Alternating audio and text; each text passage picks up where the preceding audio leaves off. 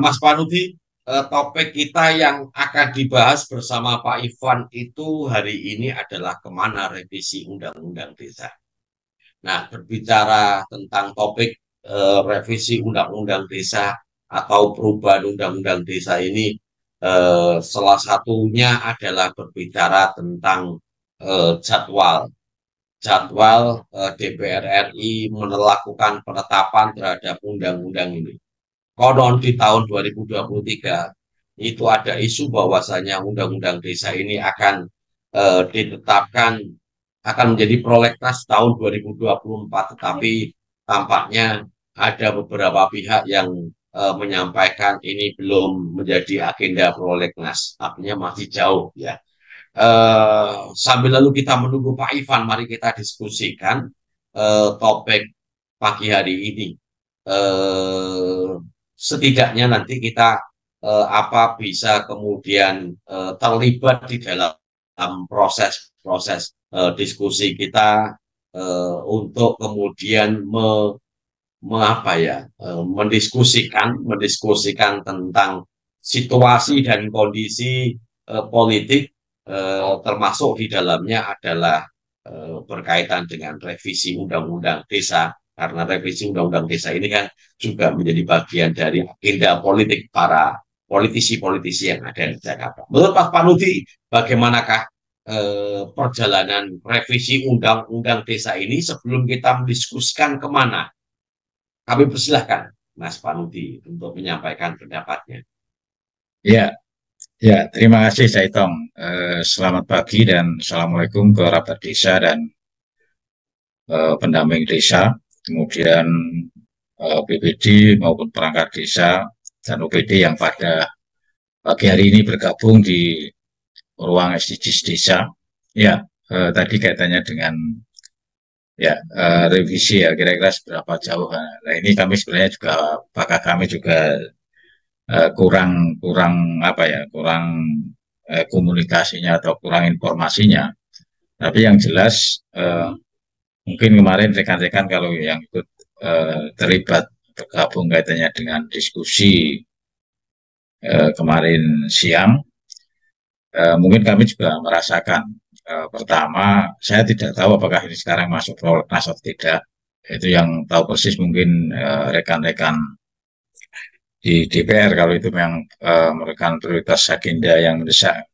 Tapi yang jelas ketika dilakukan revisi Undang-Undang Desa, berarti ada sesuatu di dalam Undang-Undang Desa itu yang memang perlu direvisi. Adalah tujuannya adalah lebih bagus daripada Undang-Undang Desa yang sekarang. Itu logikanya seperti itu. Tujuannya harusnya lebih bagus dari Undang-Undang Desa yang sekarang. Ya, sekarang apa yang direvisi? Kalau yang direvisi kaitannya dengan umpamanya tadi yang disampaikan kaitannya dengan periodisasi dan eh, apa itu lama jabatan kepala desa, kemudian status perangkat desa itu kan hanya bagian sekian lah. Tapi yang perlu adalah juga kita harus ketika membahas undang-undang revisi undang-undang desa ini kan sebenarnya perjalanannya kan juga cukup panjang ketika mau memperjuangkan terbitnya undang-undang desa. Dan saya yakin rekan-rekan pegiat atau penggerak kaitannya dengan dulu akan munculnya atau biar terbitnya undang-undang desa itu kan juga tidak main-main dari sekian tahun, dan saya yakin uh, baik itu dari aktivis dulu dari para Nusantara atau Praja atau Abdesi atau yang lain itu yang uh, apa ya yang perjuangkan itu juga uh, luar biasa. Nah ini yang perlu adalah tadi juga diminta harapan kami ketika mendiskusikan dengan hal-hal yang direvisi, saya kira kita juga perlu diskusi lebih mendalam dari berbagai aspek juga elemen. Yang pertama yang kita juga keterlibatan rekan-rekan dulu ya sebagai ya yang punya ide itu. Rekan-rekan sekarang mungkin ada yang masih aja yang jadi kades, ada yang sudah tidak menjadi kades, ada yang dulu mungkin politisi atau anggota DPR atau DPD atau mungkin dari akademis atau mungkin dari aktivis entah itu NGO yang lain yang katakanlah respect kaitannya dengan desa. Ini juga perlu diajak katakanlah untuk mendiskusikan lebih mendalam. Jangan sampai nanti mungkin karena ketidaktahuan saya katakanlah. Harapan kami katakanlah pembahasan ini lebih apa ya, lebih terbuka atau lebih waktunya juga yang perlu katakanlah waktu yang cukup rentang yang katakanlah dengan waktu yang sangat-sangat cukup, kemudian juga kondisinya tidak terburu-buru. Itu harapan kami seperti itu. Karena apa? Karena merevisi itu kan harusnya lebih bagus daripada yang direvisi. Ini harapan kami. Itu betul-betul harus direnungkan. Kemudian ini dari masukan dari berbagai pihak lah. Ini yang menurut saya termasuk dari tadi kaitannya mungkin dari elit desa itu kan KDS, BPD, perangkat desa. Tapi dari unsur masyarakat, warga desa entah itu yang diwakili dari aktivis atau apapun atau warga desa sendiri, saya kira itu juga perlu katakanlah diajak bagian yang atau lembaga desa juga ya diajak bagian yang untuk melakukan katakanlah muatan-muatan revisinya kalau memang itu katakanlah dan itu memerlukan forum-forum yang cukup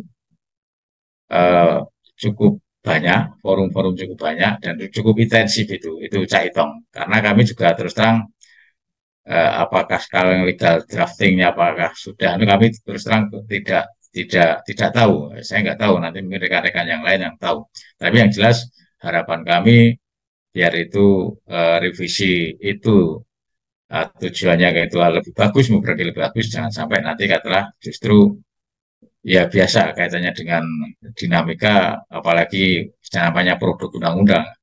Itu keputusan politis itu kan pasti akan mewarnai. Namun katakanlah biar katakanlah lewat keputusan politik itu, tapi itu memberikan apa itu manfaat dan lebih bagus pada pertama pada desa karena ini undang-undang desa. Desa itu ya ada warga desa, ada pemerintah desa, pemerintahan desa, BPD dan warga adat juga. Ini nih yang menurut saya perlu diajak lebih intensif kaitannya dengan untuk kalau memang ini kan mumpung belum saya nggak tahu secara persis, tapi menurut saya perlu diajak lebih intensif lagi dan lebih terbuka lagi kira-kira muatan-muatan apa yang memang perlu direvisi sesuai dengan kondisi yang sekarang, adalah tapi tidak mengurangi roh dari undang-undang desa itu yang sudah ada. Itu Caitong harapan kami itu. Monggo nanti dari rekan-rekan yang lain yang pada hari ini bisa bergabung bisa memberikan ya katakanlah masukan dan lain-lain. Yang jelas kami tidak alergi revisi undang-undang desa, tapi revisi itu harus muatannya adalah lebih bagus daripada undang-undang desa yang sekarang, juga kata lebih kontekstual dengan kondisi yang sekarang. Itu Cak Itong. Terima kasih. Ya, terima kasih Mas Panuti yang sudah menyampaikan pendapat-pendapatnya berkaitan dengan revisi Undang-Undang Desa nomor 6 tahun 2014. Nah, revisi Undang-Undang Desa terhadap Undang-Undang Desa nomor 6 tahun 2014 memang pernah dilakukan dalam rangka penyempurnaan dan salah satunya agenda isu yang dihembuskan, yang ingin dilakukan perubahan, yang didorongkan untuk dilakukan perubahan adalah isu-isu yang berkaitan dengan kebutuhan elit yang ada di desa, yaitu berkaitan dengan masa jabatan yang saat ini masih diatur 6 tahun, kemudian ditambah menjadi 9 tahun. Kemudian isu kedua yang juga masih berkaitan dengan masa jabatan kepala desa adalah periodisasi. Jadi kalau bicara periodisasi, saat ini masih berlaku periodisasinya 3 kali dapat dipilih kembali. Sampai dengan 3 kali dapat dipilih kembali. Lalu kemudian materi yang didorongkan untuk dilakukan perubahan adalah periodisasi cukup 2 kali. Nah, ini tentu saja kalau dihitung secara matematis, Anda seorang kepala desa pada masa jabatan 6 tahun ini memiliki kesempatan sebanyak 3 kali, maka totalnya adalah 18 tahun. Sama sebetulnya dengan masa jabatan kepala desa yang 9 tahun, tetapi periodisasinya 2 kali. Kalau dihitung secara matematis maka sama. Nah, tetapi yang menarik adalah perkembangan-perkembangan yang ada di lokal, yang ada di desa. Ada percakapan ini akan dimulai sejak kapan? Sejak kapan? Lalu kemudian seandainya kepala desa saat ini sudah menjabat sebagai kepala desa sebanyak 2 periode, lalu kemudian masih dapatkah kesempatan untuk mengikuti periodisasi lagi, ya, yang ke-9, yang masa jabatannya 9 tahun saja periode terakhir mereka. Nah, ini perbincangan-perbincangan di desa, karena ini menjadi bagian dari hal yang kemudian ditunggu-tunggu oleh kepala desa, dan tentu saja pendamping desa sangat menunggu karena ini berkaitan dengan proses fasilitasi dan pendampingan kawan-kawan semuanya di dalam menyusun RPJM desa, dan yang kemudian perlu disinkronkan dengan masa jabatan dan periodisasi kepala desa. Tapi yang tidak kalah menarik pula adalah desakan dari perangkat desa yang ingin apa status jabatannya aman, begitu ya, aman. Ada upaya untuk mengamankan diri dari sentuhan-sentuhan politik kepala desa. Bahkan beberapa hari yang lalu muncul satu pemberitaan berkaitan dengan perangkat desa yang dinonaktifkan dan diganti oleh orang-orang baru sebagai perangkat desa, dan ini menjadi salah satu penanda bahwasanya tingkat kerentanan perangkat desa masih ada, gitu ya, masih ada, dan upaya untuk mengamankan jabatan yang dilakukan oleh beberapa perangkat desa beberapa waktu yang lalu, namanya di awal tahun 2023 kemarin. Salah satunya adalah mendesakkan agar perangkat desa dapat diangkat sebagai ASN.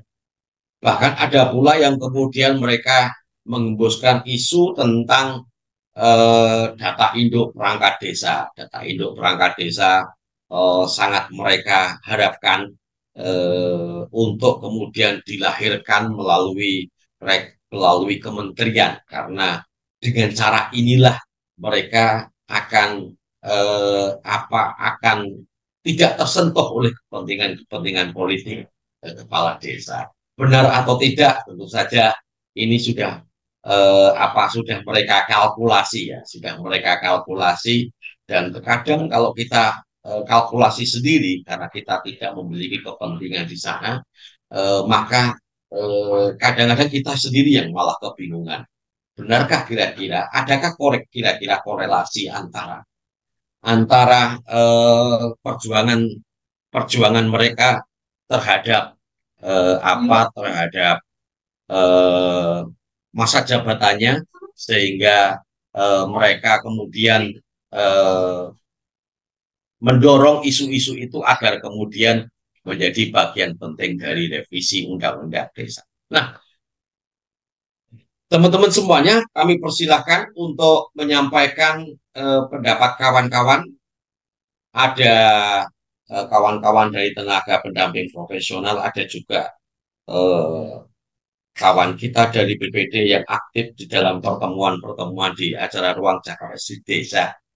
Nah, ini salah satu kesempatan yang menarik karena terkadang pendamping desa itu juga juga ingin atau berupaya untuk terlibat di dalam proses perubahan undang-undang desa ini. Tapi kemudian materi yang berkaitan dengan pendampingan dan pasal-pasal yang berkaitan dengan pendamping desa ini juga tidak tidak tidak ada yang menghembuskan, atau kita memang yang tidak sensitif ya, atau mungkin kita yang tidak sensitif terhadap isu perubahan undang-undang desa sehingga hal tersebut tidak kita manfaatkan untuk secara pragmatis untuk mengamankan diri.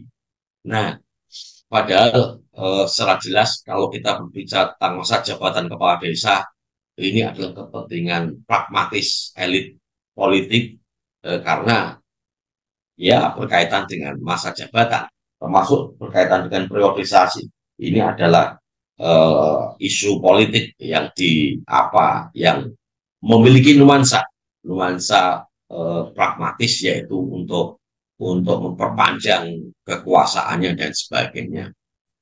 Tetapi pada tingkat pendamping desa kita tidak ada upaya untuk itu. Nah, apakah ini kemudian menjadi salah satu diskusi kita hari ini, menjadi salah satu eh,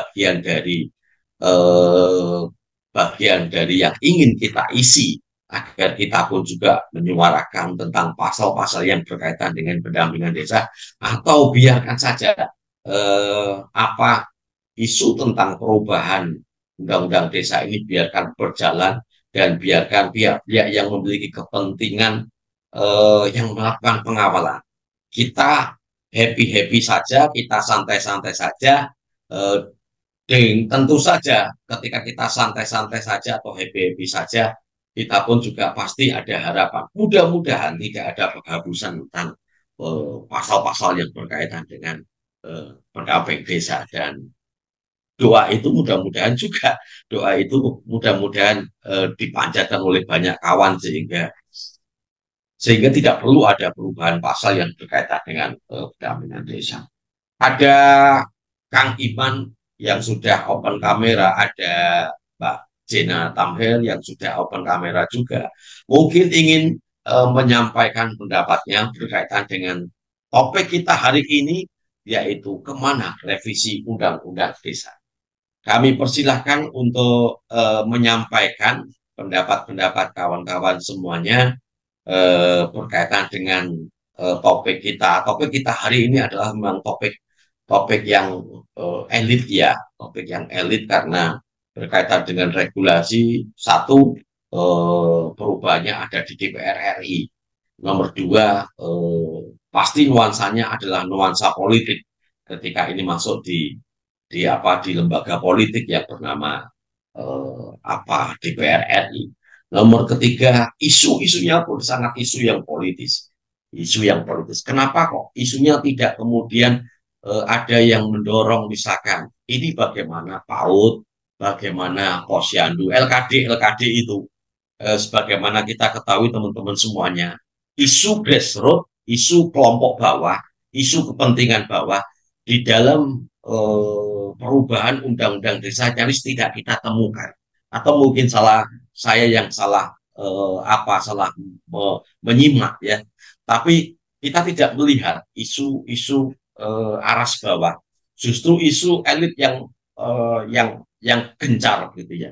Nah, kalau kita berbicara isu arus bawah, ini sebetulnya masih banyak hal-hal yang sebetulnya tidak perlu melakukan perubahan terhadap undang-undang desa, tapi tinggal diimplementasikan atau disinergikan dengan regulasi yang ada. Contoh misalkan ketika kita berbicara lembaga kemasyarakatan desa kita banyak yang masih belum senapas dengan regulasi yang ada yang berkaitan dengan LKD. Contoh misalkan Posyandu, PAUD, lalu kemudian LPM gitu ya, LKD yang ada ini nafasnya masih belum selaras dengan Permendagri nomor 18 tahun 2018 misalkan.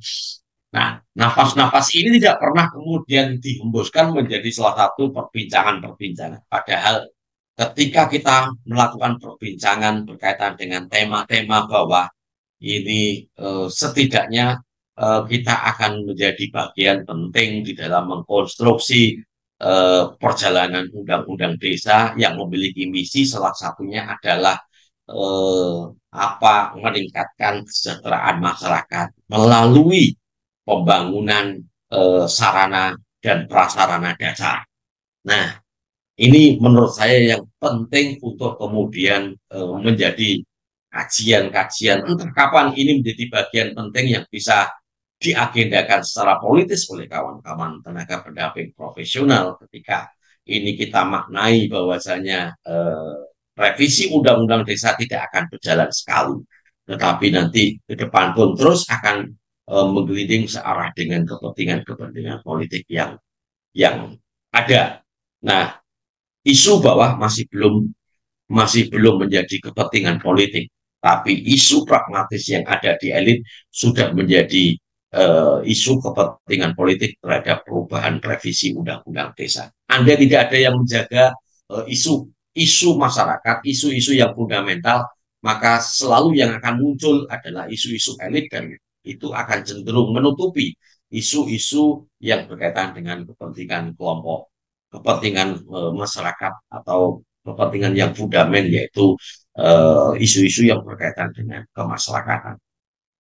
Kang Iman atau Pak Nurdin yang sudah open kamera, adakah yang ingin disampaikan berkaitan dengan tema kita hari ini, yaitu kemana revisi Undang-Undang Desa? Saya persilakan baik Kang Iman maupun Pak Nurdin untuk terlibat di dalam diskusi kita hari ini, sehingga nantinya memberikan satu pencerahan kepada kita semua. Silakan Kang Iman. Terima kasih, Cak. Assalamualaikum warahmatullahi wabarakatuh. Selamat pagi, selamat berjumpa di Ronda Desa. Saya ucapkan salam bahagia dan tentunya salam sejahtera untuk kita semua. Satu hal tadi yang disampaikan oleh Saitong, kenapa sih tidak ada yang menjadi sesuatu hal seksi tentang keberadaan pendamping di dalam sebuah arah revisi undang-undang desa. Ini perlu ditulis kita bareng-bareng mungkin seluruh rekan-rekan BP yang hadir di pagi hari ini baik di Zoom ataupun di YouTube. Keberadaan kita menjadi kenapa tidak banyak dikulik itu yang hal seksi.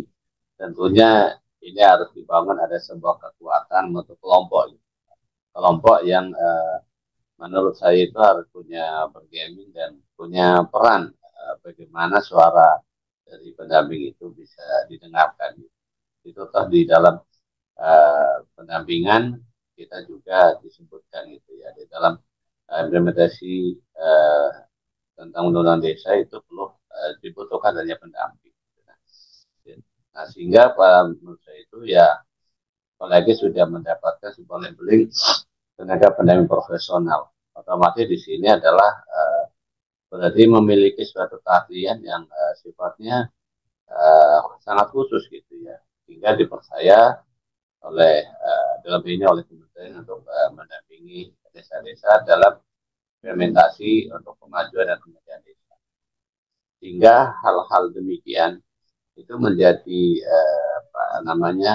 harus tetap bagaimana suara itu bisa membuat arah revisi undang-undang desa itu kehadiran daripada pendamping itu memang nyata gitu ya, dibutuhkan, dan kehadirannya itu memang itu memberikan progres yang sangat positif. Sehingga dari situ ini yang harus dikuatkan tentunya adalah secara keprofesionalan pribadi, dan berikutnya adalah adanya organisasi atau kelompok di dalam tenaga pendamping itu ya betul-betul menjaga marwahnya keprofesionalan. Hingga apa? Ini akan menjadi nilai tawar gitu. Nilai tawar yang besar, suaranya itu bisa berpengaruh dalam proses-proses desa itu menjadi desa yang maju pada sebuah proses kemandirian. Karena kan dalam implementasinya jangan sampai kehadiran para pendamping itu tidak bisa menyelesaikan masalah yang ada di desa. Nah, bagaimana caranya? Ya berarti apa yang menjadi ilmu yang dimiliki oleh para pendamping itu dengan keikhlasannya diberikan gitu ya. Jangan sampai makin ke sini makin tergantung sama pendamping, harusnya nggak boleh. Nah, di sini kan instrumennya adalah semakin banyaknya desa mandiri, berarti semakin banyak pula para pendamping itu meningkatkan eksistensinya dalam hal edukasi sumber daya manusia gitu. Ini kan jadinya pengungkitnya menjadi jelas gitu ya, karena kita sudah ditujukan ada beberapa data, sehingga akhirnya pada poinnya suara-suara daripada arah revisi undang desa dengan kehadirannya pendamping itu memiliki nilai yang sangat positif. Dan kalau bahasa kita barang-barang ya, yuk kita barang-barang jaga di desa biar desa itu menjadi desa yang kuat, desa yang mandiri, dan tentunya adalah ada pokok eksistensinya itu kesejahteraan yang ada di masyarakat desa itu menjadi meningkat. Itu saja Pak Saitong, mungkin saya kembalikan lagi, nanti kita diskusi bersama-sama. Saya kembali lagi, silakan Saitong. Terima kasih Kang Iman yang sudah menyampaikan pendapatnya tentang topik itu hari ini. Kawan-kawan yang lain pun kami persilahkan untuk menyampaikan pendapatnya. Mungkin Pak Nurdin.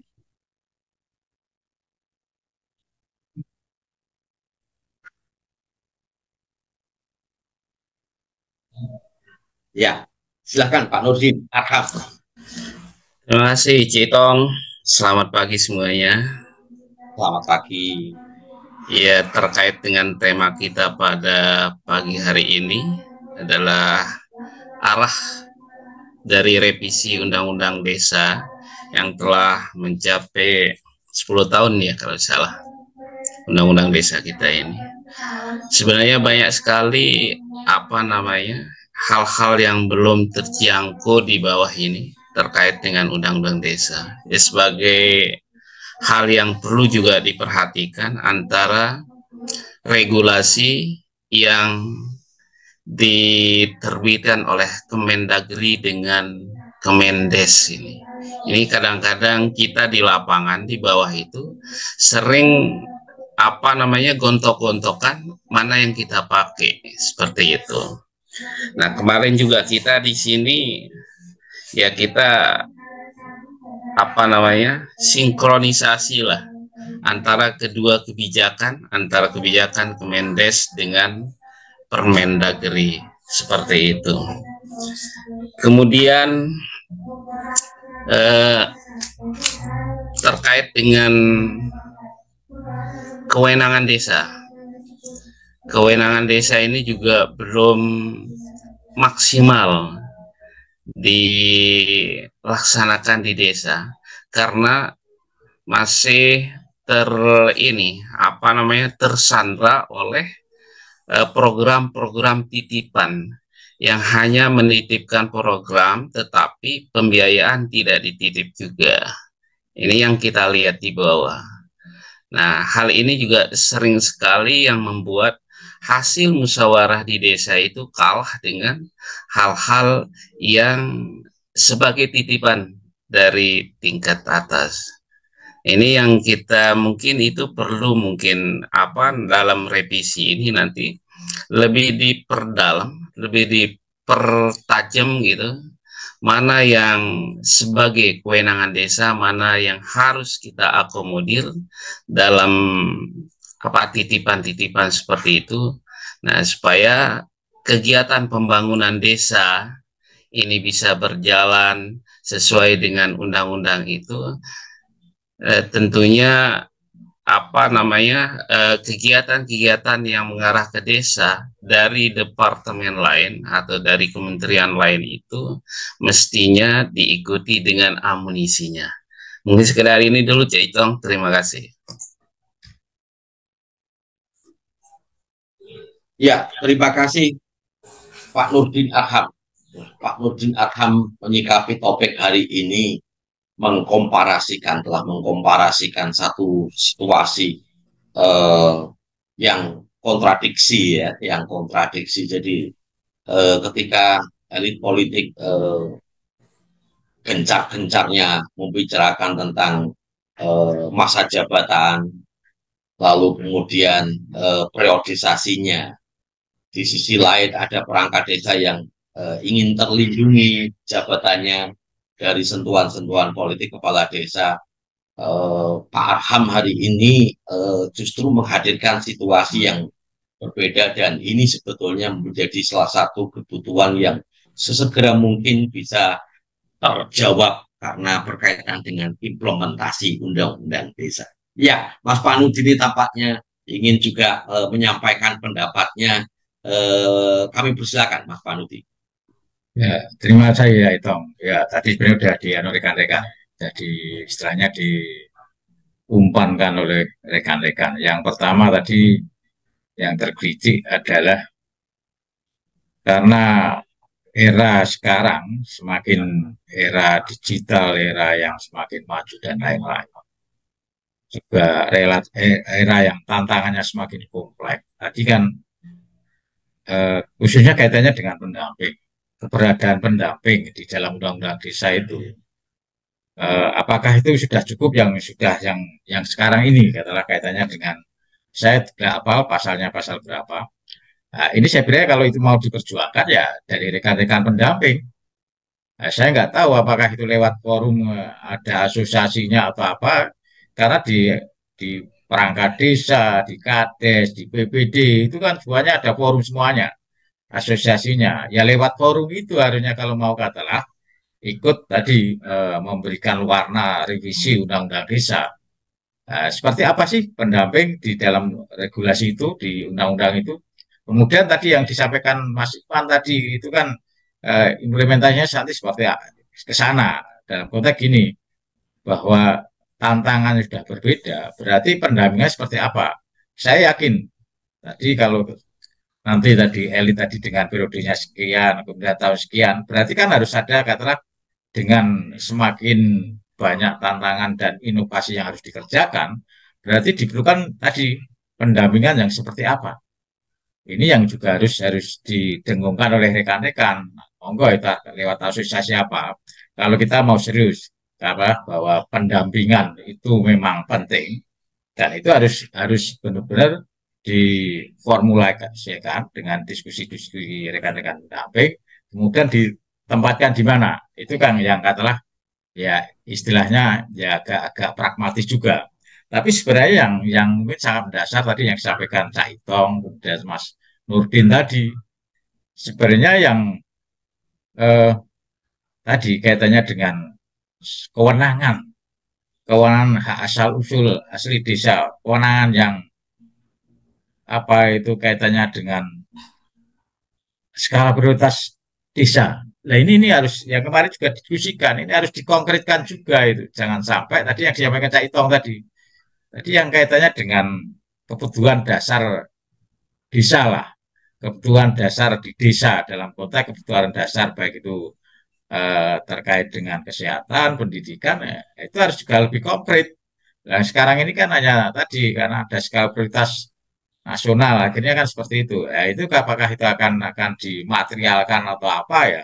Monggo istilahnya itu. Saya kira itu juga bagian yang harus karena itu justru saya adalah itu substansinya, substansi dari karena undang-undang desa itu memberikan pelayanan, harapannya adalah memberikan pelayanan, memberikan katalah kehadiran negara di desa, ya kepentingan dasar di warga desa itu tadi yang kaitannya dengan pendidikan dan kesehatan atau yang lain itu yang harus lebih konkret. Nah, itu Cak Itong kalau memang mau katalah ini yang dua dua poin ini. Lah, silakan tadi kaitannya dengan pendampingan. Kira-kira seperti apa? Rekan-rekan kalau yang nggak bergerak, rekan-rekan nggak bergerak, nggak berpikir, nggak ada yang berpikir. Masing-masing kan berpikir untuk dirinya masing-masing. Kalau yang mendasar tadi kaitannya dengan kebutuhan dasar di desa, saya kira itu adalah substansi yang harusnya dimaterialkan. Itu yang sekarang di dalam undang-undang desa itu, sehingga nanti akan lebih konkret apa yang akan dilakukan di desa itu. Dan desa ya yakin ketika itu lebih konkret, lebih verbal, saya yakin pemerintah desa juga, BPD juga, ini jelas nanti akan lebih mudah juga mengimplementasikan. Di samping itu ini Cak Itong, ini kan ketika nanti eh, kepala desa periodenya 2 kali, kemudian periode 9 tahun kalau itu ya.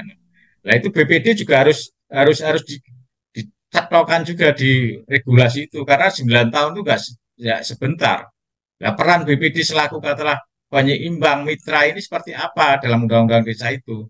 Ini rekan-rekan BPD juga yang harus memperjuangkan dan berpikir kalau kita mau betul-betul katalah revisi nanti katalah menjawab tantangan sekarang ini yang PR kita sebelum revisi undang-undang di sana digedok ini masih ada waktu ini. Mau enggak nanti rekan-rekan kalau kami ikut aja lah kira-kira mau yuk kita duduk bareng kaitannya dengan ini memberikan masukan kaitannya dengan revisi undang-undang desa itu.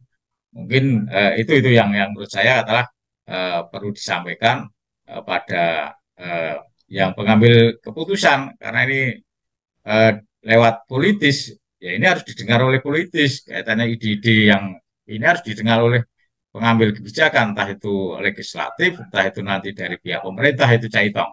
Yang menurut saya, kalau kita mau katakanlah tadi, mumpung ini kesempatan, momen yang tepat untuk revisi undang-undang, nah, tadi yang sesuai dengan tema hari ini, revisinya mau dikemanakan ini? Itu Caitong, atau nuhun. Iya, terima kasih. Wah, ini Mas Panuti ini menggelitik kita semua teman-teman, terutamanya teman-teman sudah aping. Gelitikan pertama adalah berkaitan dengan kepentingan kepentingan tenaga pendamping profesional. Seolah-olah eh, teman-teman tenaga pendamping profesional ini tidak berkepentingan terhadap revisi undang-undang desa. Kenapa kemudian kita semua teman-teman tenaga pendamping profesional tidak kemudian memboncengi isu tentang perubahan revisi undang-undang desa ini ke dalam kepentingan kita selaku tenaga pendamping profesional. Padahal isu-isu berkaitan dengan kepala desa, masa jabatan, lalu kemudian periodisasinya, ini kan juga bisa ditumpangi oleh teman-teman tenaga pendamping profesional, eksistensi tenaga pendamping profesional ya, karena setidaknya di dalam undang-undang desa juga sudah ada pasal yang mengatur tentang tenaga pendamping profesional. Nah, kita seolah-olah melewatkan agenda itu. Atau memang kita tidak punya keinginan untuk kemudian melanggengkan jabatan tenaga pendamping profesional melalui revisi undang-undang desa. Karena kita menganggapnya mungkin itu tidak ideologis gitu ya, atau tidak fundament gitu ya. Karena kita asumsikan cukup itu berkaitan dengan hal tersebut cukup diatur secara internal di Kementerian Desa, dalam hal ini adalah melalui peraturan Menteri Desa atau melalui keputusan-keputusan yang dikeluarkan oleh badan maupun maupun direktorat jenderal yang ada. Nah, tentu saja yang sudah menggelinding cukup keras jadi bola salju ini sementara ini adalah berkaitan dengan isu elit yang seperti tadi saya sampaikan.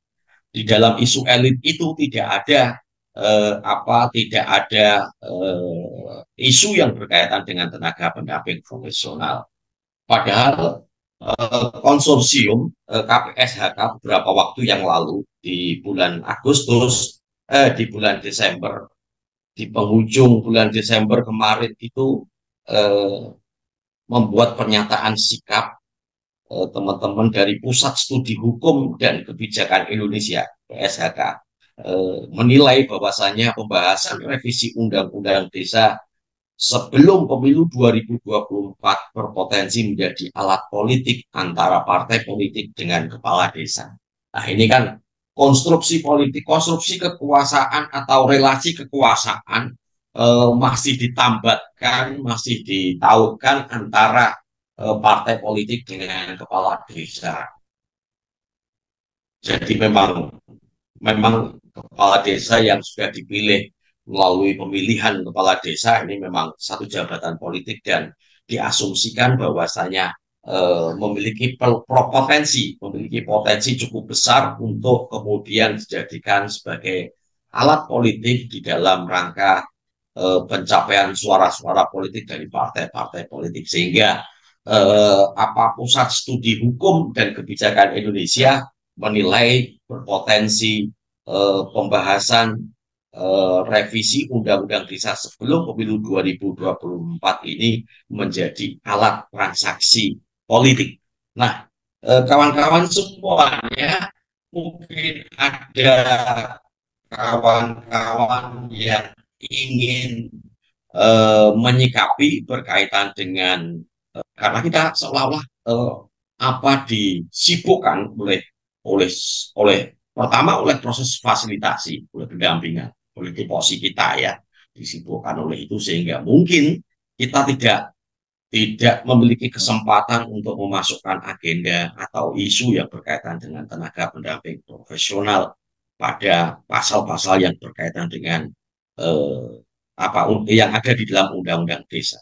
Yang kedua, kita sedang disibukkan oleh satu situasi di mana asosiasi atau apapun namanya tidak kemudian secara efektif menjadi wadah perjuangan, sehingga nuansa-nuansa politisasi yang terjadi di internal justru berkaitan dengan upaya pihak-pihak manapun dari partai politik untuk memanfaatkan tenaga pendamping profesional ini menjadi buzzer dan sebagainya. Jadi kita disibukkan oleh pertarungan-pertarungan internal yang jauh dari semangat pemberdayaan, jauh pula dengan isu-isu politik yang sudah menggelinding di Senayan saja. Nah, dua hal inilah yang kemudian seolah-olah wadah politik, wadah perjuangan tenaga pendamping profesional yang ada pun itu seolah-olah menjadi satu penjara, satu kerangkeng yang kemudian ketika kita masuk di sana tidak bisa berbuat apa-apa, tetapi justru kemudian kita dibuat kemudian ya tidak bisa bergerak. Mungkin karena situasi seperti itulah yang kemudian tidak memberikan kesempatan, tidak memunculkan kreativitas serta kecerdasan kita untuk kemudian memperjuangkan ekstensi tenaga pendamping profesional di dalam Undang-Undang Desa. Nah, ini yang mungkin menjadi salah satu bahan yang bisa kita jadikan refleksi kenapa kita tidak bergerak apapun ya, tidak bergerak. Andai kemudian kita mau bergerak karena hari ini mungkin kita terdengar, oh ya betul, kita perlu terlibat di dalam proses perubahan Undang-Undang Desa. Maka pertanyaan selanjutnya, terlambatkah atau tidak? Menurut saya tidak ada kata terlambat karena kepentingan itu selalu kemudian abadi dan tingkat keabadiannya akan berjalan, akan bisa kelihatan seiring dengan perjuangan-perjuangan kita semuanya, teman-teman. Nah, itu mungkin yang bisa kita jadikan salah satu refleksi kita di penghujung acara ini. Mungkin Pak Ivan sedang ada kesibukan sehingga tidak bisa hadir di tengah-tengah kita, tetapi kita sudah membahas satu topik yang memiliki nuansa politik, dan topik ini jarang sekali kita kupas, teman-teman. Apalagi kita mengupas revisi Undang-Undang Desa dalam perspektif tenaga pendamping profesional. Sama sekali kita tidak pernah membahas itu, entah kita memang tidak memiliki sensitivitas terhadap perubahan Undang-Undang Desa, atau kita memang benar-benar dimatikan oleh satu sistem yang membuat kita semuanya tidak memandang revisi Undang-Undang Desa ini menjadi agenda politik perjuangan tenaga pendamping profesional. Tapi kita teman-teman semuanya punya kebiasaan, punya habit sebetulnya selama menjadi tenaga pendamping profesional untuk mendorong pemerintah desa melakukan perubahan regulasi. Ada regulasi yang berkaitan dengan Perdes RPJMD yang sering pula kita dorong. Ada Perdes yang berkaitan dengan RKPDes yang juga sering kita dorong. Bahkan pada penganggaran budgeting yang memiliki nuansa politik di desa, kita pun juga terlibat di dalam upaya mendorong perubahan APBD. Tapi kenapa kita tidak pernah mendorong lahirnya perubahan undang-undang desa yang itu mencerminkan eksistensi kita. Kita tidak tahu ada apakah tenaga pendamping profesional sehingga tidak pernah memanfaatkan itu. Apakah sudah cukup dengan bersyukur kita sudah menjadi bagian dari perjalanan yang membersamai desa dengan cara-cara yang seperti ini. Kembali lagi hal tersebut kami kembalikan kepada seluruh kawan-kawan yang hadir baik di ruang Zoom maupun di ruang YouTube sehingga mungkin hari ini menjadi salah satu momentum penting untuk kemudian memutuskan bergerak ataukah diam-diam saja sambil menunggu kenikmatan itu jatuh dari langit. Kita akhiri dulu